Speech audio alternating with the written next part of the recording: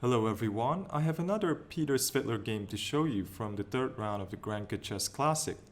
In this game, Peter had the white pieces against German Grandmaster Georg Meier.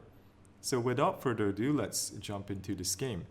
So Svidler opened the game with e4, Meier responded with e6, the French defense. We have d4, d5, knight to c3, and here knight f6, the classical variation. Svidler played e5, we have knight after d7, f4 strengthening the center, and c5, a typical break in the French defense. Knight to f3, so adding more protection to d4, knight c6, bishop to e3, we have c takes d4, knight takes d4, and Meier plays queen to b6, so going after the pawn on b2. Svidler played queen to d2, we have queen takes b2, rook to b1, queen to a3, bishop b5. This position has been seen many times before. So here knight takes d4, bishop takes d4, bishop b4, rook b3 from Svidler, queen to a5, and now a3 kicking the bishop back. So here if bishop takes a3, this is met with the move knight takes d5. And after e takes, rook takes a3 with a superior position for white. Because of the two bishops and the lead in development, there's also some pressure on the a file. So in this position, bishop e7, Meier drops the bishop back. Svidler breaks with f5, and for the cost of a pawn, Svidler gets some good minor piece play after pawn takes f5, knight takes d5, queen takes d2, king takes d2.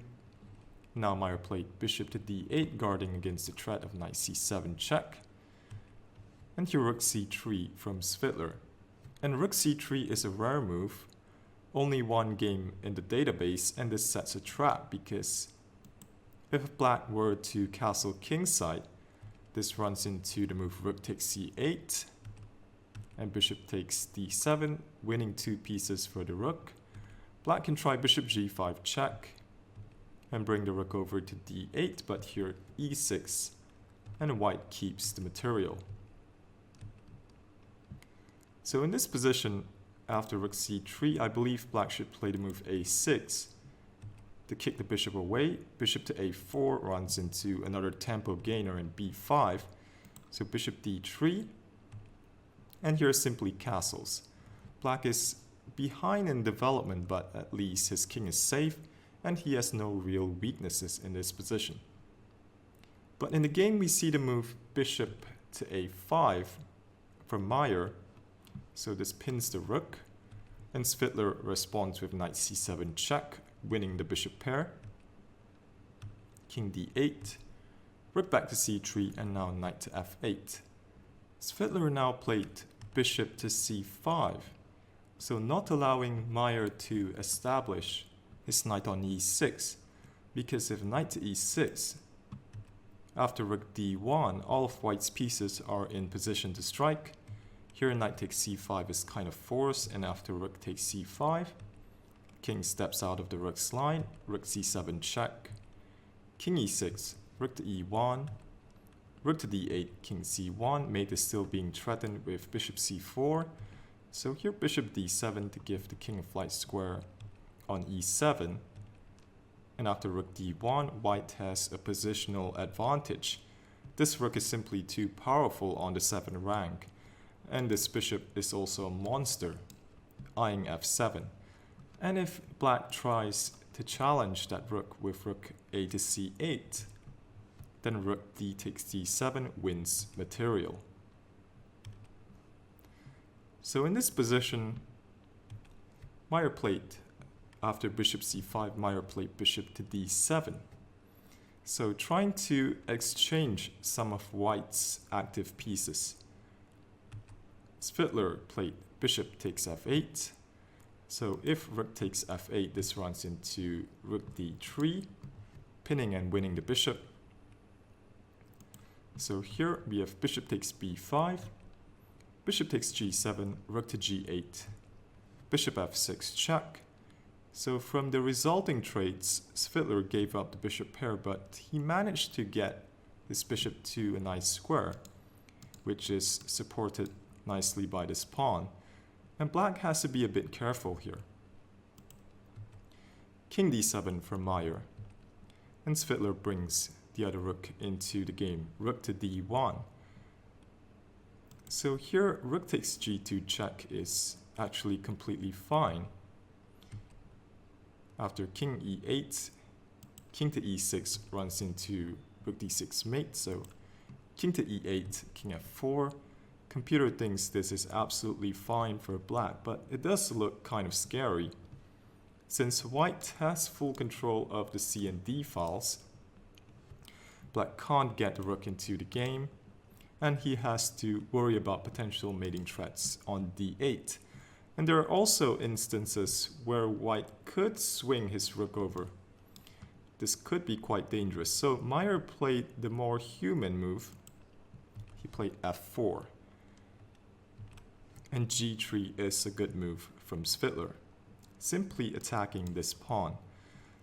So king to e6 is an interesting try, and it seems like a very logical continuation considering that Meier just played the move f4. So after king to c1, bishop to e2, if f takes g3, then rook to f3, threatening rook d6 check, and this is crushing. So after bishop e2, rook d6 check, king f5, g takes f4, rook a to c8. Black is temporarily down a pawn, but at least his king is safer and the rook managed to participate in the game. But after the move g3, Meier played f takes g3, and this allowed Svidler to open up the h file, which proved to be very useful in this game. So king to c1, that comes with check, king to e8. Once again, if king e6, then rook to f3 with the threat of rook d6. So the king steps to e8, we have h takes g3, so white's pieces are optimally placed, and this is not an easy position for Meier. In fact, here he played bishop c6. This seems like a very natural move, stopping rook to c7, but this is a mistake since the bishop no longer controls the d3 square, and it allows the doubling of white's rook. Here Svidler played rook to d4.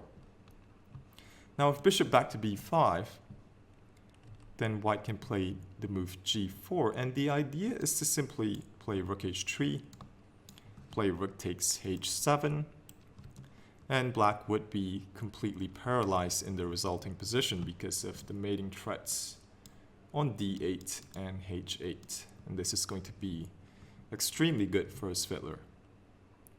So after rook d4, rook g6 for Meier, we have rook c to d3, king to f8, escaping the mating threat on d8. Now the rook swings over, h6. Black tries to keep his position together, but here g4, Svidler finds another breakthrough. Bishop e5, rook drops back, rook to e8, and now g5, and this is decisive. So the game continued, rook takes g5, Svidler played rook takes h6, rook to g8 from Meier, and simply rook d to h2, with the threat of playing the rook to h8, and black has no decent defense. In this position, Georg Meier resigned the game. So the game could continue along the lines of something like rook e6, and after rook h8, rook takes f6, rook takes g8, king takes g8, e takes f6, with a winning endgame for Svidler. So this win puts Peter Svidler on 2.5 out of 3, tied for first place with Magnus, who drew his game against Vichy. Thanks for watching.